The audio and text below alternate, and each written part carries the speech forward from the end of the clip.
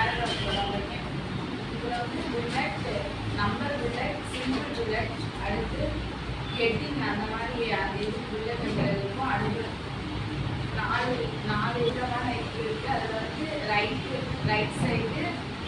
Side click பண்ணால் alignment 4 alignment இருக்குது. அதில் ரைட்டு, லெஃப்ட்டு, ஸ்ட்ரெயிட் இந்த